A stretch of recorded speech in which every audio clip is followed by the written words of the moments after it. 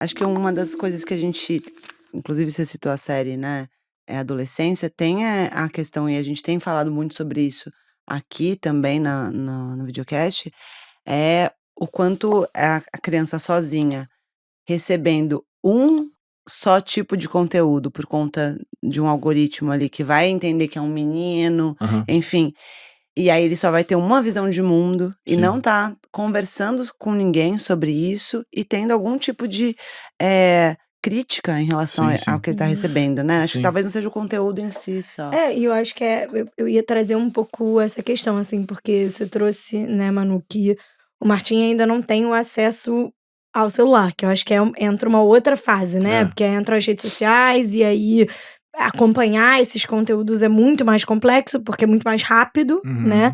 E é muito mais sofisticado, assim. Quando você fala muito sobre o espaço que você tem de não só estar junto, como de dialogar. E isso é muito bonito, mas é muito raro também, né? O que a gente ouve normalmente, principalmente dos pais de adolescente, é uma dificuldade de dialogar. Sim. Que demanda tempo e paciência e coragem, E né? é difícil, porque ao mesmo tempo tem isso, assim, eu preciso cozinhar, eu preciso ganhar dinheiro, eu preciso pagar boleto. Então, entra, né, em questões, né, nossas cotidianas de adulto que a gente precisa fazer. Mas, ao mesmo tempo, eu acho interessante que também é uma coisa que a gente traz muito pra cá, que essa construção, quando a gente tenta fazer só quando o adolescente já é adolescente, é muito mais complexa. Sim. Então, quando você traz a sua relação com o Vicente e entender que a brincadeira é uma primeira ferramenta de diálogo entre vocês, você vê um pouco essa ponte, né? Como é que isso é construído ao longo desse processo da parentalidade, né? Que começa talvez numa brincadeira, não necessariamente vai ser você dizendo pra ele, isso não dá, porque você faz isso com o Martim, com ele, talvez ele não aceite tão bem, né, ainda esses limites tão objetivos, mas que constrói essa relação para que depois você possa virar e falar, olha, aqui não tem a sua classificação etária, esse aqui não vai dar e ponto, né? E eu queria te ouvir um pouco dessa experiência, né, assim, da paternidade, de construir esse espaço de diálogo. Tô no 11 anos, né? Eu posso daqui a 4 anos falar, galera, deu ruim não em geral. Rolou mais.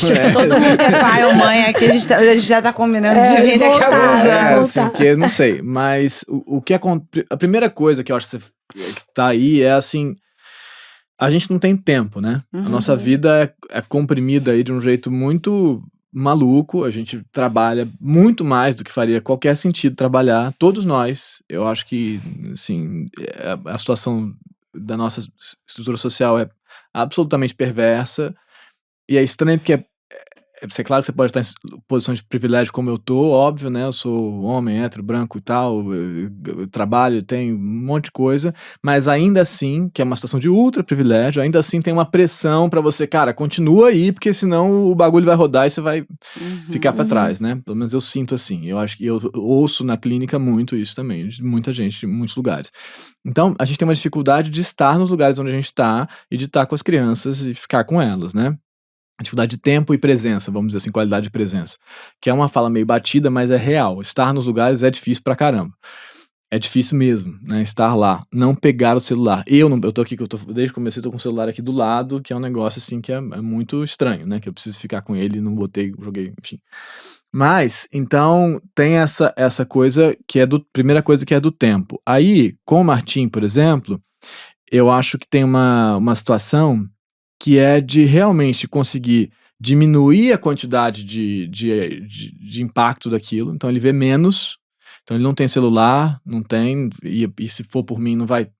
Aí é uma briga que a gente tem, ele já tá desesperado, mas eu falo, cara, se for por mim, você vai ter um celular Nokia que não tem nada, com 16 anos, assim, e ele fala, não faz isso, vai ser horrível, vai ser um mico desgraçado. Cara, vai, mas você vai ver que daqui a pouco vai ser cool isso.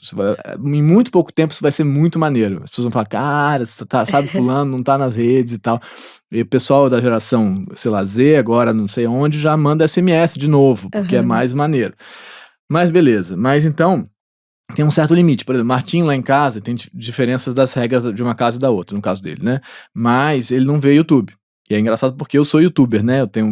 Há 7 anos que eu trabalho com YouTube. E eu falo pra ele, por isso mesmo que você não vai ver YouTube. Ele não tem acesso ao YouTube lá em casa. E aí sofre, mas o YouTube é muito mais adoecedor do que ele escolher um filme que ele quer ver Sim. e assistir e tal. Então é uma outra situação. Então eu acho que tem graus de problema, sabe? De como que o feed, o algoritmo vai te capturar e você vai se perder lá dentro e virar uma máquina de repetição de alguma coisa. Uhum. Nesse sentido, a gente precisa parar, e é uma coisa que a gente consegue, em geral, ter, que é assim, de noite a gente vai ver um negócio junto.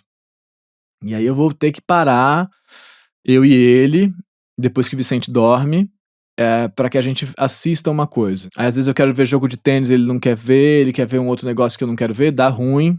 Como era, lembra como era? Uhum. Disputar e tal. Então a gente tem isso, dá ruim, fala, não, eu quero ver isso, ai que saco, mas tem isso, que é super importante, que a gente consiga achar um negócio que a gente consegue ver junto. Uhum.